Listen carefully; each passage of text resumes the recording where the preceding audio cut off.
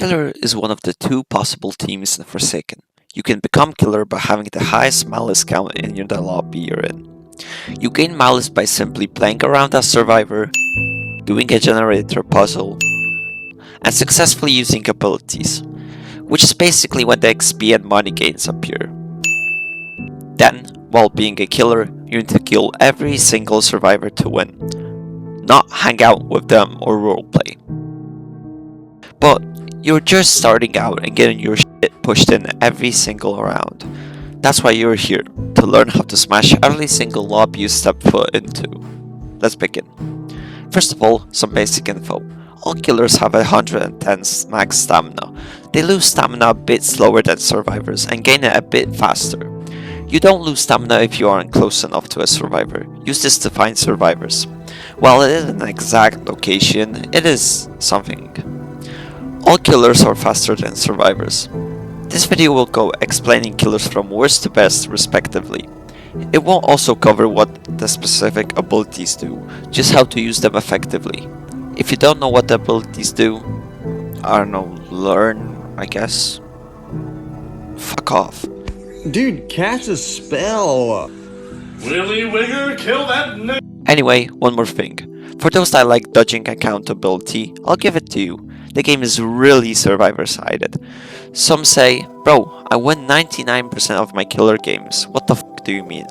Look, you will win often when the Survivors you're going against run into you and do weird shit. In my Killer games, in Publix, I feel like I can predict the future with how bad and predictable some people are. No offense. But then you get in a lobby where there's 3 or even 2 people that play well and cooperate, and you get slammed so hard you wanna yell slurs. Look, if one competent Survivor can loop you for 2 to 3 minutes, then 3 of them, while they're working together, stunning, healing, trapping, it's just over for you. So just cause you can slam disabled children in pubs, doesn't mean it isn't Survivor-sided. So, how do you counter looping? Mind games, and overall using some brain cells. Sprint tapping to not waste stamina. When trying to get into a chase, start the chase as close as possible. Starting a chase is when you and the Survivor are fully on sprinting. Basically you chasing him. So start the chase with as much stamina as possible and as close to the Survivor as possible. And remember, this guy won't make you the goat of this game instantly. It will just speed up the process a bit. It will still take days of playtime to master a Killer. Now, onto the Killers. Anyway, the first and the worst Killer is... Slasher is pretty bad. I just talked about being looped for minutes and this fella has nothing to counter it. Raging Pace is free stamina but not only for you. It's really not that threatening. You will get looped for ages. His M1s are weak. Behead is not good unless used to finish off Survivors or when you know you are really close to winning a chase. And if the Survivor is a Sentinel, you don't want them to stun you and extend to cause you to lose the chase. Just beware of doing this on guests since Behead is pretty slow and reactable too, so don't get parry punched. Catching Wound is just situational. Use it to punish Sentinels for missing stuns, or someone that's closely on a generator, or time it on someone that you have cornered and he has to go through you to escape. You can go an extra mile and use Raging Pace to deal some extra damage. This can work sometimes. Like here, I predict that this guest is gonna block, so I Raging Pace early to get a 70 damage Gashing Wound. Or just don't give a fuck about none of that and Raging Pace to not get stunned at all and get the 70 damage. Oh, and use Raging Pace when you're low on stamina, that's pretty obvious. And then one to end it with some extra distance. And then when you have around 80 to 90 stamina. Or for lazy people just when you start losing stamina. Like I said, this guy has nothing to counter looping. None of his moves help him catch Survivors. Raging Pace is mid at best, and his M1s are weak like I said.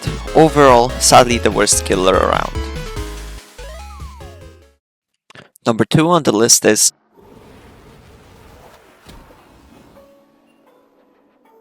Isn't all that bad like Slasher, but is map dependent and technical. He takes skill, map knowledge, and 3 brain cells to use effectively.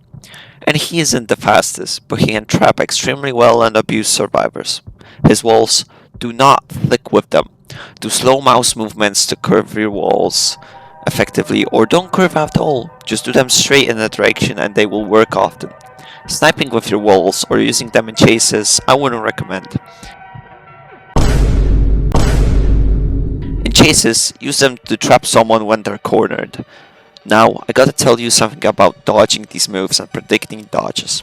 You see, when dodging a ranged move, often, very often, people go one direction while it's winding up, then quickly flick to the other right after the attack is used.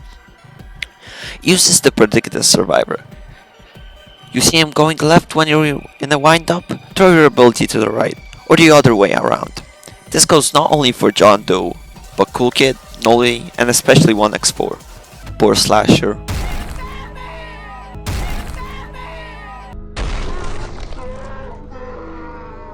Anyway, this will not only trap the person but guarantee damage with your spikes and get those easy kills. If you have someone trapped and they only have one way to get out, take the time to trap that off with a footprint. Trust me, it will make the situation of the survivor go from winnable if he plays well to winnable if you play dog, which you won't, right? If they don't have a way to get out, like after falling from a ledge and being met with your wall, you don't need a footprint. Oh, footprints. Take your time to place them. At the start, take your time placing them. Trust me, you got the time for everything. If someone steps into one, finish your current chase and go and place it down again. Don't start another chase without having 3 footprints unless you're really out of time. But doing this ensures you have the time for everything. Of course, trap off the spots that are OP for looping. Obvious, no? So place 3 footprints, chase, if any of them get stepped on, finish the chase and replace them. Anyway, like I said, place those 5 footprints. They're low cooldown so it won't take long to place them all down. And they will carry you. Now for stun pairing, using 404.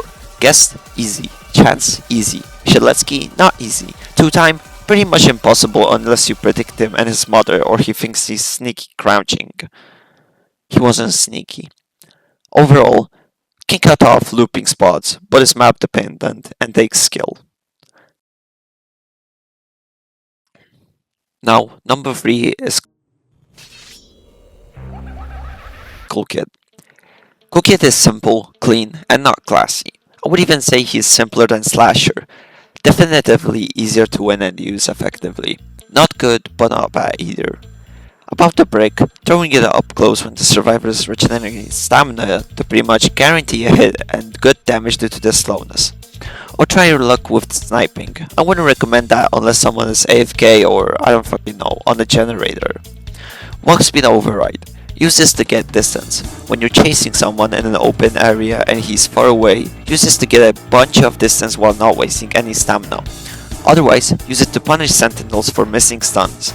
Someone doing something dumb.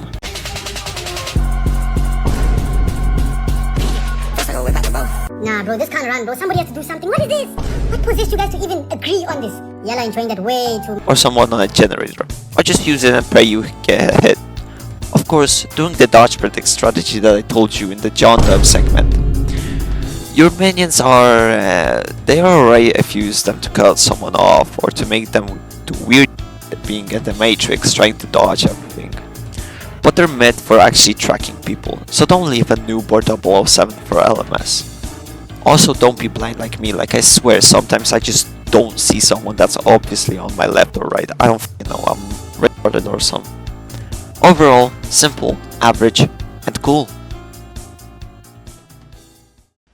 No, don't go. But I have to. Number 2 is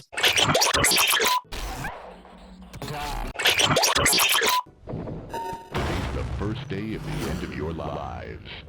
Noli is Cool Kid on steroids, and hard countered by Guest. Void Rush is like walk speed override, but faster, longer, more maneuverable, just better. Like in Cool Kid's situation, use this to get a bunch of distance. Make sure to chain in as much as possible for as much damage as possible on the slab. Or be a little putty and just slam right after the first hit. So chain in as much as possible unless there is no one else close or there's only a guest up close or something. Là, je vais décoller. Transfert décollage avec nos deux pilotes. Remember, you have 1 second to reuse Void Rush. You don't have to use it instantly. You can wait to turn a corner, go the other way, or do whatever to improve your chances of hitting it again. Sprinting before reusing it gives you a massive speed boost. Use that to your advantage. Also, sliding on walls is pretty lenient. Just don't slam your head on the wall. Slide. For Nova, learn to reuse a Nova. It's not the easiest, but will make hitting Nova pretty much guaranteed from a distance if you master it. And Observant? I don't know, teleport and combo with your Void Rush to maximize the survivor's racist meter or something. I don't know. Okay, let's see, let's try. What? You stupid Overall, good guess will make you little slurs. Otherwise, fun and very good. Now, number 1. Yeah, it's 1x. It was obvious. Why then turn this beat off, ugly ass nigga? The 50-50 instant win machine killer. Mass Infection. Use it up close to punish stuns or when you hit an entanglement on someone that's close. Now for hitting it on medium range, use the dodge prediction tactic and you will hit it pretty often. Long range? Good luck, I guess. Someone has to want to die for this to work. Be unpredictable. Make my white pressure by sniping survivors on generators, AFKing, or doing something stupid. Entanglement. Use it when someone is regenerating or out of stamina. Dodge predict. Punish stuns and combo with up close mass infection. Like with mass infection, be unpredictable. Hit someone that's on a generator, AFKing, or doing something harder for a 3-second speed 2 to heavily increase your chances of winning a chase. Unstable Eye. Use it to find people and to make chasing easy. The best time to use it is when you and the survivors are regenerating stamina. You don't lose all that much distance and you can make it back easily. Rejuvenate the Rotten. You can let them work around if they're in good spots, but if they're in terrible spots like in corners of the map or something, snipe them with Mass Infection or Entanglement for a 10-second speed 1, and make quick work of the LMS. Overall, 50-50 King, the only killer that you can server web good players effectively with, and annoying as Entanglement carries. Hey y'all, come look at this.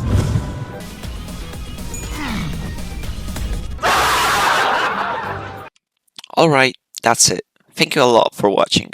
I would really appreciate it if you liked and subscribe. Of course, only if you enjoyed the video or learned something useful.